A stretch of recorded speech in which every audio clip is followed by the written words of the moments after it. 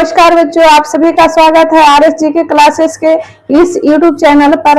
और मैं आज आप सभी को है ना जो प्राचीन इतिहास का वैदिक काल पढ़ा रहे हैं, उससे जो पीछे जो पढ़ाए थे वैदिक काल किस तरीके से आपको पढ़ना है आगे, आज उसी से संबंधित मैं पढ़ाऊंगी।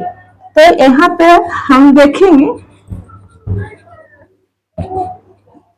वैदिक काल, है ना। और वैदिक काल है ना वेदों का काल, वेदों का काल वैदिक काल।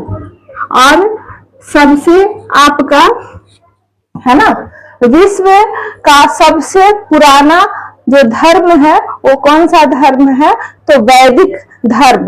सिंधु सभ्यता के बाद में जो उभरी है ना वो कौन सी सभ्यता था, तो वैदिक सभ्यता, है ना। सिंधु घाटी सभ्यता में है ना जो संस्कृति थी वो आपका शहरी संस्कृति थी, लेकिन वैदिक काल की जो संस्कृति है वो आपका क्या हो जाएगा, ग्रामीण संस्कृति हो जाएगा, वैदिक काल।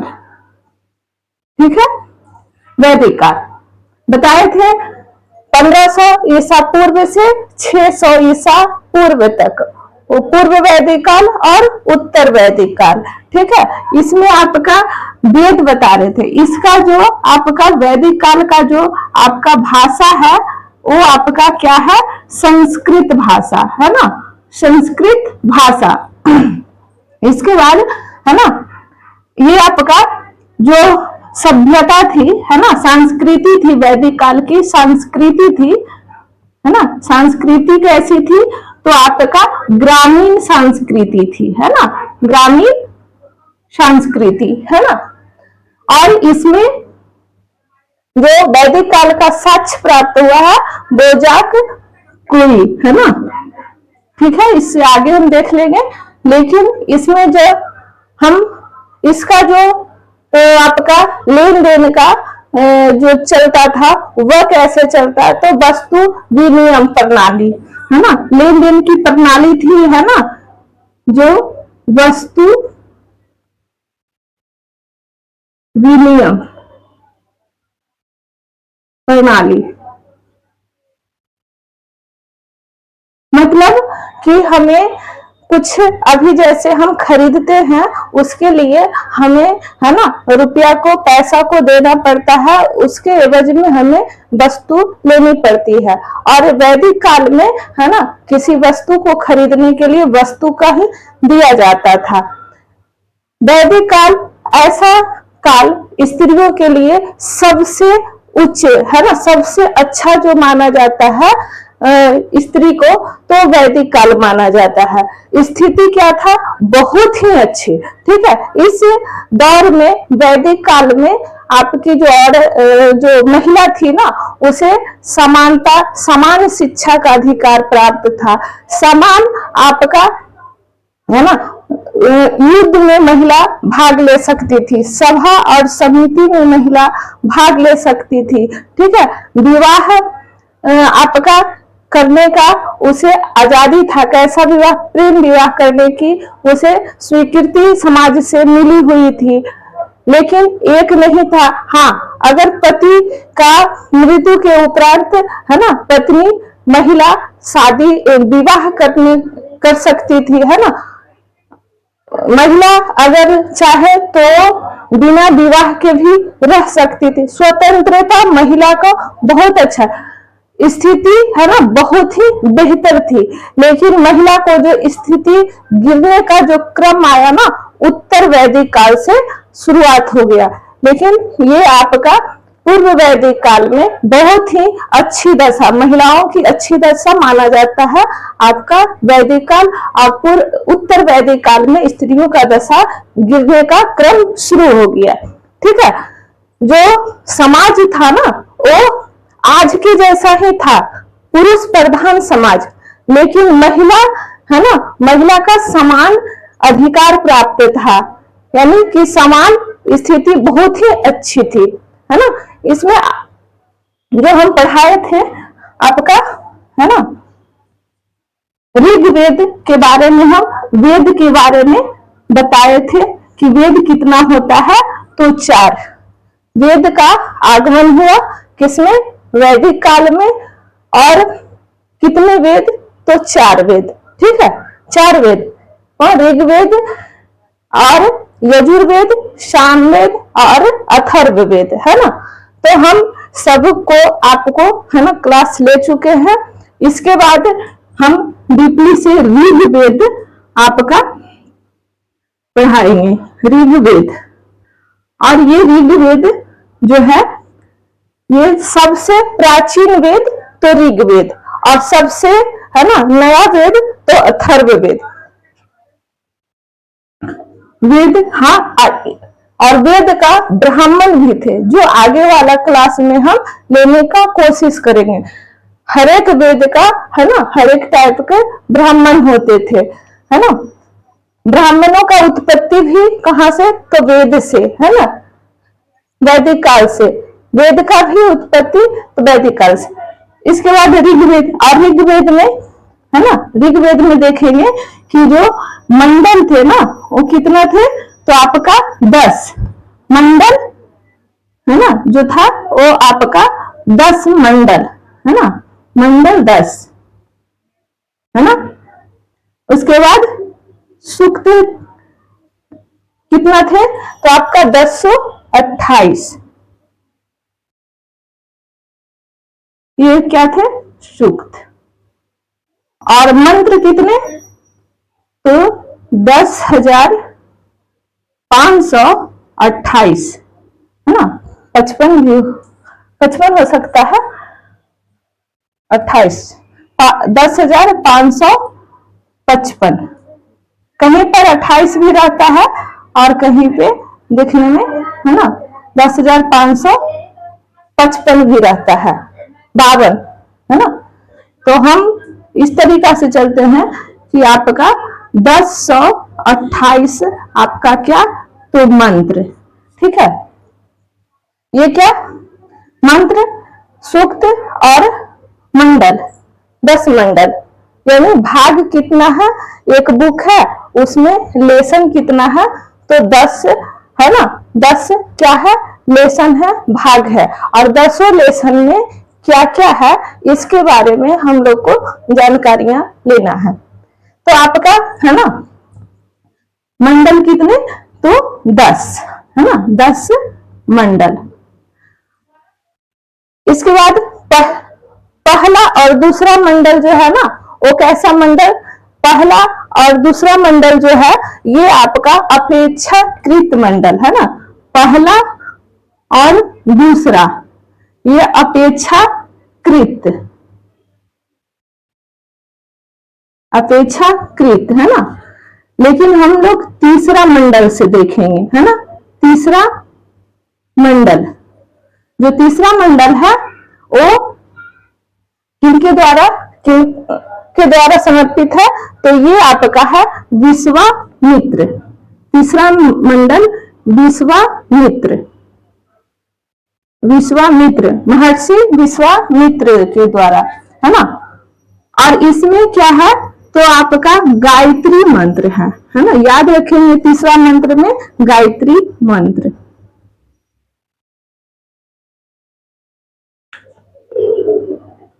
गायत्री मंत्र, है ना, ओम भूर्भुवः स्वः, है ना, ये आपका गायत्री मंत्र कब गाया जाता है, सुबह के, है ना, उषा देवी का ये समर्पित है। गायत्री मंत्र किस देवी का समर्पित है मंत्र, तो उषा देवी। उषा देवी किसे कहा जाता है, जो सुबह में, है ना, जो किरण निकलती है वो आपका लालिमा युक्त, है ना, आधा आपका सूर्य अंदर है और आधा सूर्य बाहर निकला हुआ है ना, पूरा लालिमा सूर्य में होता है। उस सूर्य को आपका बोला जाता है उषा देवी, और यही उषा देवी का ये मंत्र आपको समर्पित है। इसीलिए कभी भी गायत्री मंत्र को बोला जाता है तो सुबह के समय सबसे ज्यादा उचित माना गया है। इसके बाद आइए, ठीक है, इसके बाद आपका चौथा मंडल, ये चौथा मंडल। और ये किनसे समर्पित है? तो ये वामदेव है ना, वामदेव, ठीक है, वामदेव इतना। इसके बाद आपका पांचवा मंडल है ना, तो पांचवा मंडल आपका जो है वो अत्रि मुनि, महर्षि अत्रि मुनि, ठीक है। इसके बाद छठा जो है, छठा मंडल जो है ना, जो छठा मंडल है वो किनसे संबंधित है? तो भारद्वाज, महर्षि भारद्वाज, भारद्वाज, ठीक है। छठा जो मंडल है वो किनसे है ना समर्पित है? तो वशिष्ठ मुनि, महर्षि वशिष्ठ, वशिष्ठ मुनि है ना, वशिष्ठ मुनि। और सातवां मंडल, और सातवां मंडल किससे? तो कन्नव ऋषि,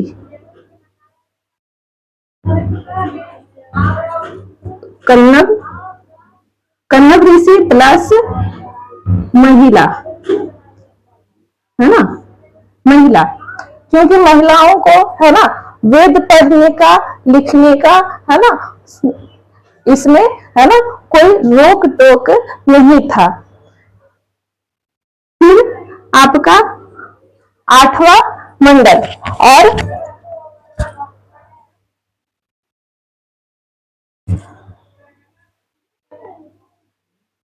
ये भी कन्नव ऋषि है। इसके बाद आठवां कोई इंपॉर्टेंट नहीं, आप लिखिएगा क्या?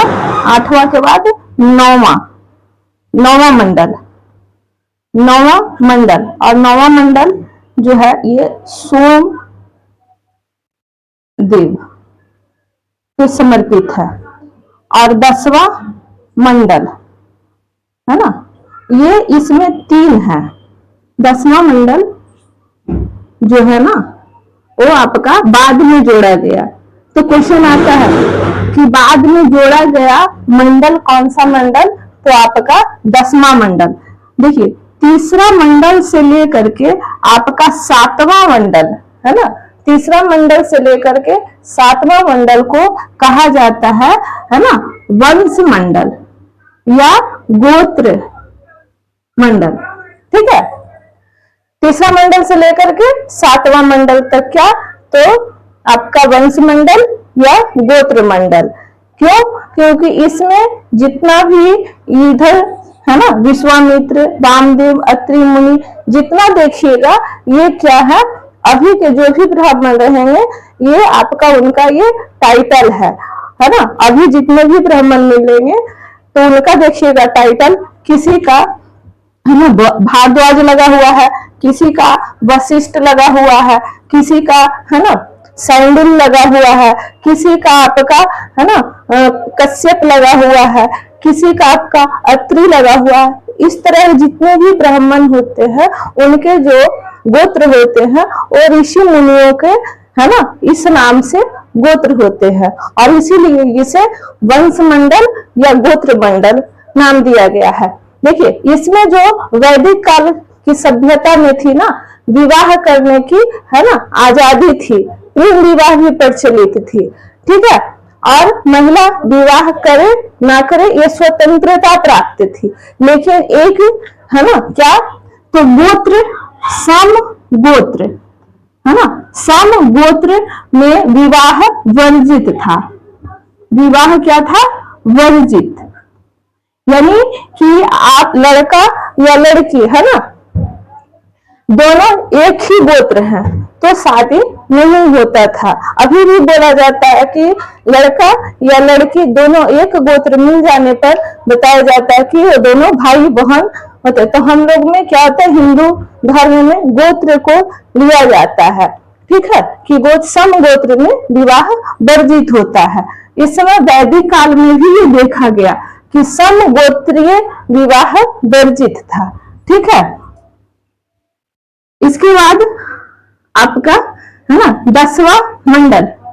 10वां मंडल जो है वो सबसे क्या है, बाद में जोड़ा गया। कौन सा मंडल? तो 10वां मंडल। 10वां मंडल में क्या है कि ये 3 खंड में इसका विभाजन करेंगे। पहला आपका ये पुरुष सूक्त है ना, पुरुष सूक्त। दूसरा है ना, दूसरा जो है आपका नदी सूक्त, और तीसरा विवाह सूक्त। विवाह सूक्त, ठीक है। पुरुष सूक्त, नदी सूक्त और विवाह सूक्त सबसे जो बाद में जोड़ा गया लास्ट में, वो आपका 10वां मंडल। यहां देखिए है ना, बताया जाता है कि है ना वर्ण, वर्ण कितने होते हैं? तो 4 वर्ण। कितने? तो 4। ब्राह्मण है ना, दूसरा क्षत्रिय, वैश्य और शूद्र। इसका उत्पत्ति है ना, एक उत्पत्ति वैश्य, ब्राह्मण,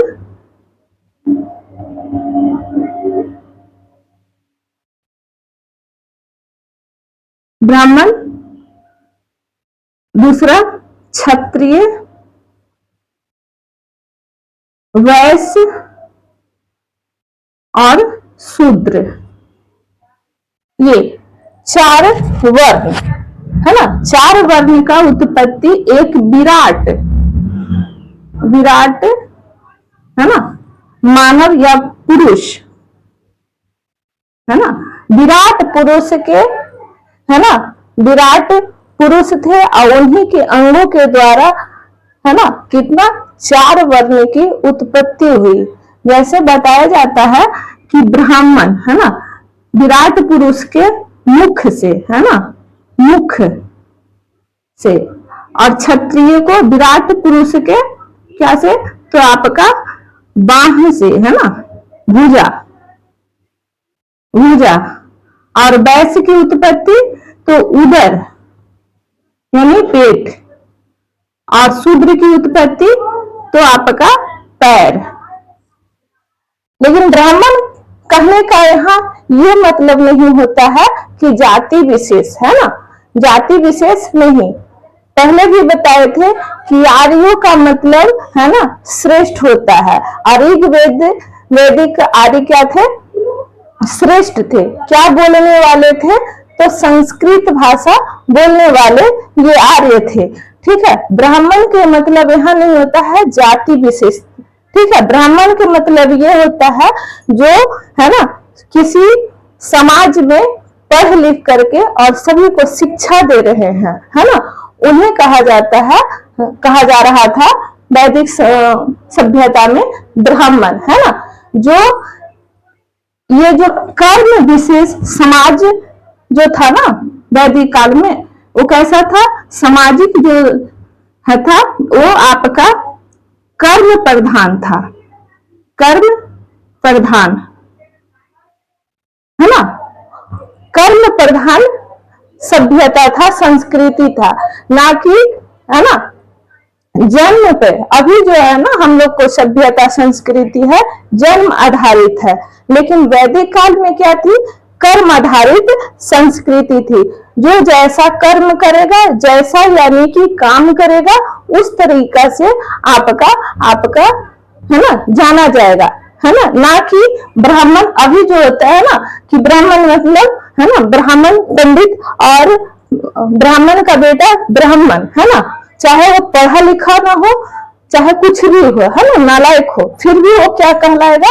ब्राह्मण। लेकिन बेटा ऐसा नहीं था वैदिक काल में है ना, एक ही माँ बाप से है ना 2-4 बच्चे हैं तो एक ही घर में कोई ब्राह्मण है, कोई बच्चे क्या है आपका क्षत्रिय है, और कोई आपका वैश्य, और कोई आपका शूद्र। जैसे कोई बच्चे पढ़ लिख करके शिक्षा प्रदान कर रहे हैं है ना, तो उन्हें क्या बोला जाएगा है ना, कहा जाता था उस समय ब्राह्मण। जो उस समय है ना रक्षा करते थे। जैसे अभी हम लोग का सेना, सेना क्या है कि रक्षा करते हैं, है ना। तो उस समय जो क्षत्रिय थे ना, क्षत्रिय जैसे कि रक्षा करना, दूसरे को रक्षा करना, बचाना, तो उसे अभी जैसे सेना को ले लीजिए तो उस समय क्या बोला जाता कि क्षत्रिय, है ना। तो एक ही घर में अगर कोई सैनिक है, कोई आपका पढ़ाई कराने वाला है ना, आपका टीचर्स है, और कोई आपका व्यवसाय में जुड़े हुए हैं, कोई आपका सेवा में जुड़े हुए हैं, है ना। जो नौकरी क्या है तो सेवा है, तो सेवा में जुड़े हुए हैं, तो उसके एवज में हमें कुछ मिल रहा है, उसे कहते हैं सेवा। तो देखिए एक ही घर में, है ना, आपका ब्राह्मण, क्षत्रिय, वैश्य और शूद्र सभी हो गए, क्योंकि कर्म प्रधान था। ठीक है, तो यहाँ समझ गए कि ब्राह्मण जाति विशेष नहीं, कर्म प्रधान थे, है ना। तो आपका विराट पुरुष के मुख से 4 ब्राह्मण, क्षत्रिय, वैश्य और शूद्र, और इसका जो अर्थ हो गया वो अभी के समय में उल्टा हो गया। ठीक है, इसके बाद इसी से विराट पुरुष के, है ना, 4 वर्णों का उत्पत्ति हुई। ठीक है, और ये कर्म प्रधान था, और फिर उत्तर वैदिक काल में क्या हो जाता है आपका, ये आपका जाति प्रधान, जो जैसा काम करेगा, है ना। जैसे कोई काम करने लगा लोहा पीटने का, तो उसे लोहार जाति से जानने लगा, कोई पूजा पाठ करवाने लगे तो उसे ब्राह्मण से जाने लगे, और इसी तरीका से फिर चलने लगा। इसके बाद नदी, है ना, नदी, तो नदी में आपका ऋग्वेद में नदी को महत्व बहुत बड़ा दिया गया है। देखिए नदी में आपका ऋग्वेद में, वेद काल में आपका सिंधु नदी, है ना, सिंधु नदी की चर्चा, है ना, बार बार किया गया है, बार बार सिंधु नदी की चर्चा बार बार। ठीक है, दूसरा आपका सरस्वती नदी, सरस्वती नदी, इसे नदीतमा का भी, है ना, नदीतमा, नदीतमा से भी जानते हैं सरस्वती नदी। और ये सबसे क्या थी, पवित्र नदी। पवित्र नदी कौन, तो आपकी सरस्वती नदी। ठीक है, इसके बाद यमुना, यमुना नदी, है ना। यमुना नदी की जो चर्चा है ना, वो आपका कितने बार, तो 3 बार, कितने बार किया गया है, 3 बार, है ना। और गंगा, गंगा की जो नदी को जो चर्चा है ना, उल्लेख है, वो आपका 1 बार। ठीक है, तो ये क्वेश्चन में आता है कि सिंधु नदी का, है ना, उल्लेख वैदिक काल में कितनी बार किया गया है, तो बारंबार। ठीक है, बार बार जो रिपीट हुआ है वो सिंधु नदी। ठीक है, इसके बाद सरस्वती, सबसे पवित्र नदी वैदिक काल का, तो सरस्वती नदी। यमुना नदी का चर्चा कितनी बार किया गया है, तो 3 बार, और गंगा नदी का तो मात्र 1 बार। ठीक है, इसके बाद विवाह सूक्त में आते हैं, और ये विवाह सूक्त जो है ना, ये विवाह सूक्त अभी बताए कि कैसी थी, है ना। महिलाएं गोत्र में शादी, है ना, विवाह वर्जित था, बाकी जो महिला थी, है ना, बहुत अच्छे से क्या थी, दशा अच्छी थी। प्रेम विवाह दूसरा में आपका, है ना, दूसरा में आपका अगर स्त्रियां के पति नहीं है ना, मृत्यु के उपरांत दूसरा विवाह करके संतान प्राप्ति कर सकते हैं। विवाह ना करने के भी क्या थी, आजादी थी, और शिक्षा भी पाने की क्या थी, तो आजादी थी, इस तरीका से। ठीक है, तो ये विवाह सूक्त में कुछ विवाह, लेकिन आपका गोत्र सम गोत्र विवाह जो वर्जित थी। इसके बाद आइए, है ना, देखते हैं वैदिक काल में जो आपका, है ना, ये 10 मंडल देख लिए, और 10 मंडल का जो है ना, ये होता जो आगे पढ़ाएंगे वो आगे वाला क्लास में बताएंगे। इसके बाद जो है आपका वैदिक काल में देवता है ना, वैदिक आर्यों का धर्म है ना, वैदिक आर्यों का धर्म, धर्म क्या था, वैदिक आर्यों का धर्म है ना, धर्म। और ये धर्म जो था ना वो आपका प्राकृतिक बहुवाद पर विशेषता था, प्राकृतिक पर विशेषता है ना, प्राकृतिक पर जोर दिया गया। किसमें, वैदिक काल में। कोई ढोंग ढकोसला नहीं, क्यों, क्योंकि साक्षात जो दिख रहा है उसे ही पूजनीय माना गया था वैदिक काल में। वैदिक काल में जैसे कि पृथ्वी है ना, पृथ्वी देव है ना, जैसे कि आपका पृथ्वी देव है ना, जल देव है ना, जल, वायु, अग्नि है ना, और उसके बाद उषा देवी है ना, सूर्य है ना, इंद्र, भूषण, इस प्रकार का है ना, आदि कर देते हैं। इस प्रकार के जो भी साक्षात दिख रहे हैं उन्हें ही क्या करते थे वैदिक आर्यों, इन्हें पूजनीय और धर्म से जुड़े हुए मानते थे है ना।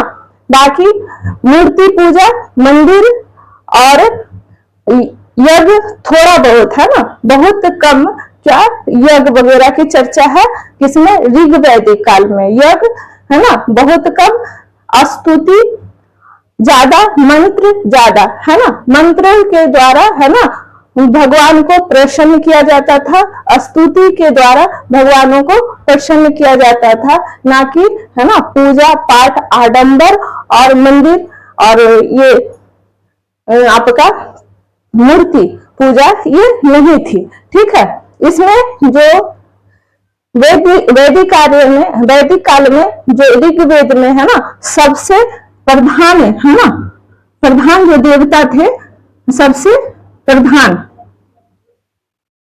देवता है ना, देवता जो थे वो थे इंद्र है ना। इंद्र का क्या विशेषता थी, सबसे प्रधान सर्वप्रधान देवता कौन, तो इंद्र। इंद्र को पुरंदर भी कहा जाता है, इसमें पुरंदर शब्द आया है, पुरंदर। ठीक है, पुरंदर किससे जानते हैं, तो इंद्रदेव का। और इसमें जो वेद में जो इनका मंत्र है वो सबसे ज्यादा है ना, इंद्र देवता का जो मंत्र है वो आपका सबसे ज्यादा, कितना, 250 मंत्र है ना। मंत्र कितना इंद्रदेव के लिए, तो 250 मंत्र का। ठीक है, 250 मंत्र इंद्रदेव को समर्पित है। उसके बाद अग्निदेव है ना, इसे इंद्रदेव को आपको और याद रखेंगे छोटा सा कि इंद्र को युद्ध प्लस वर्षा है ना, वर्षा का देवता है ना कहा गया। इसके बाद अग्नि है ना, अग्नि देवता। और अग्नि का जो विशेषता थी, यह आपका देवता और मनुष्य के बीच में दूत का काम किए।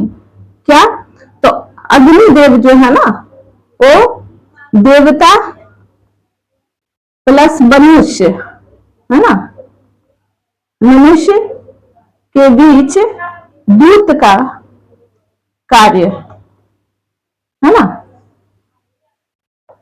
इसके बाद इनका जो मंत्र है वो आपका 200 मंत्र। तो अग्निदेव का कितना मंत्र है? तो 200। और इंद्र का कितना? तो आपका 250 मंत्र है। अग्नि को गृह स्वामी भी कहा गया है। जैसे आपका इंद्र का युद्ध वर्षा का देवता, वैसे ही आपका अग्निदेव को क्या? तो गृह स्वामी, है ना, क्या? गृह स्वामी, स्वामी का देव कहा गया, है ना। इसके बाद, है ना, इसके बाद जो आता है सोमदेव। क्या? सोमदेव। 9वें मंडल, है ना, 9वां मंडल किस देव को समर्पित है? तो सोमदेव, ठीक है। और सोमदेव, है ना, का जो विशेषता है, ये सौंदर्य का देव। क्या? सौंदर्य, सौंदर्य का देवता है ना, देव माना गया किन्हें? सोमदेव का। और सोमदेव से आता है कि सोमदेव का सबसे प्रिय पेय पदार्थ क्या था? तो सोमरस, है ना। यानी ऐसे भी आ सकता है कि सोमरस, है ना, किन देवता को अधिक प्रिय था? तो आपका सोमदेव का। और ये सोमरस कहाँ पाया जाता था? तो पाया जाता था तो हिमालय के, है ना, 3 पर्वत का उल्लेख आपका वैदिक काल में आया है। हिमवत पर्वत, सीलवत पर्वत और मुंजवत पर्वत पे ये पाया जाता था सोमरस। तो सोमदेव को समर्पित जो था वो सोमरस, है ना, सोमरस सोमदेव का समर्पित पेय पदार्थ। पेय पदार्थ, पेय पदार्थ मतलब ये नहीं कि नशीला पदार्थ, ये जड़ी बूटियों के द्वारा ये बना होता था, वहां पाया जाता था और ये सोमदेव को समर्पित किया जाता था, है ना। कौन सा? हिमालय के, हिमालय के 3 पर्वत का उल्लेख आपका आया है। पहला आपका हिमवत,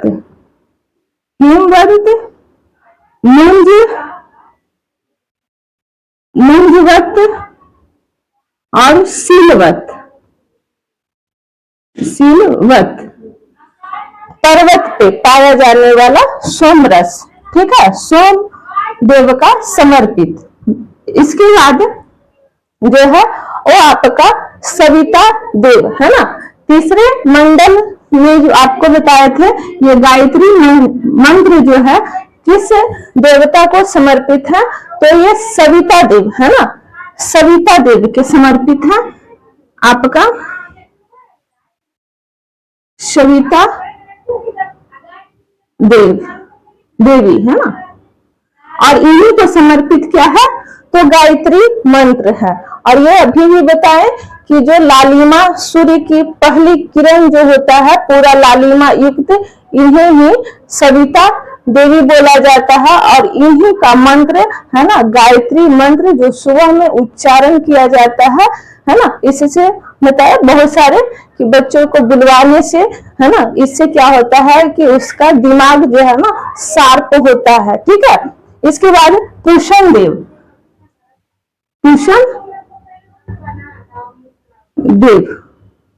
कुशन देवता।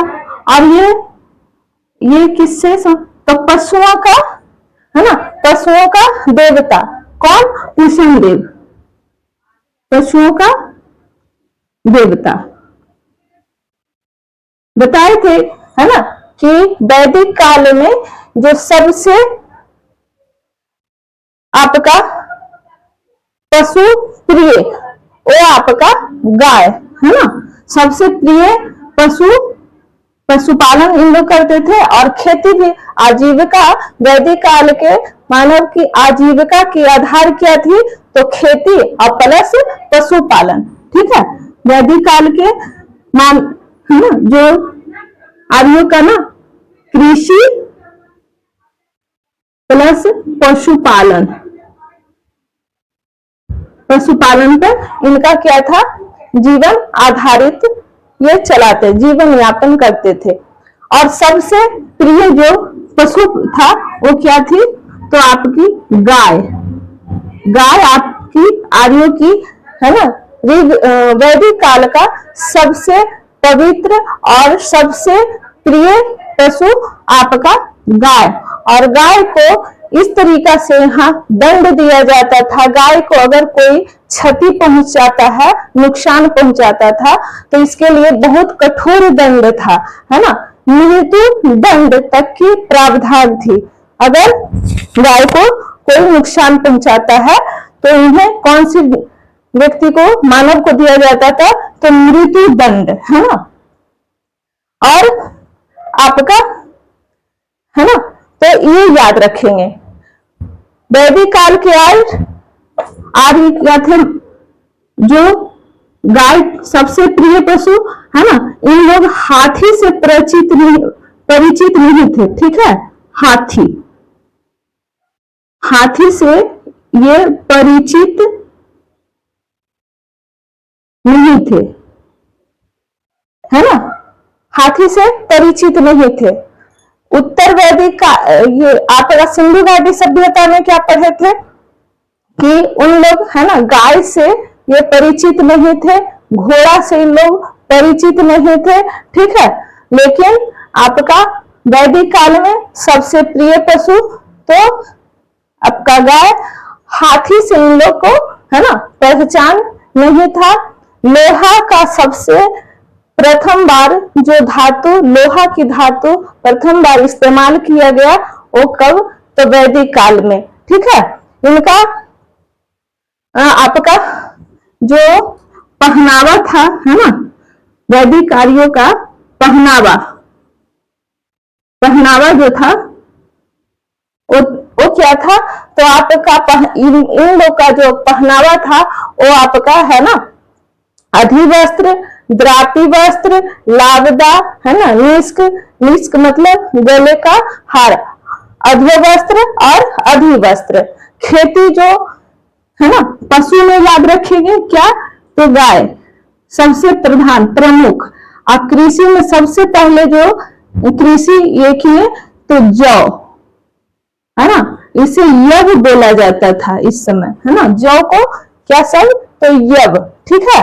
इसके बाद उन्होंने तिल का भी खेती सर्वप्रथम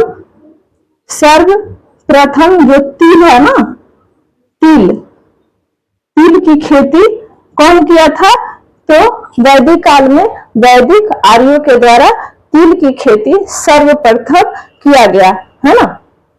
इसके बाद आपका जो प्रशासन की इकाई थी, है ना, सामाजिक प्रशासन की इकाई थी, वो आपका गांव परिवार से मिलकर क्या बन रहा है, गांव। और परिवार किससे मिलता है, एक घर में सभी लोगों के मिलकर परिवार, और परिवार से मिलकर गांव, और गांव से, है ना, गांव का जो प्रधान होता था, ये क्वेश्चन आता है कि गांव का प्रधान वैदिक काल में क्या कहा जाता था, तो ग्रामीण। ग्राम का प्रधान वैदिक काल में ग्रामीण बोला जाता था, ग्रामीणी, है ना। और इसके बाद विष, है ना, विष,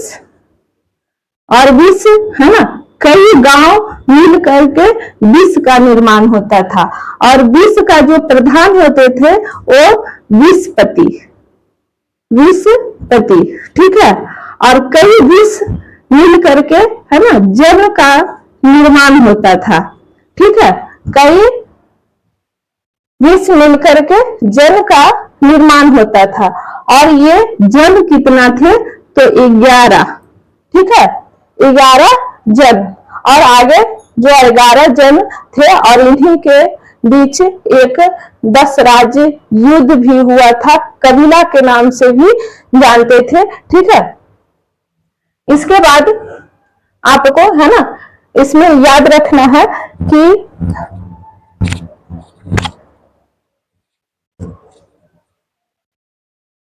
ऋग्वेद आपका यहां तक करवा दिए हैं।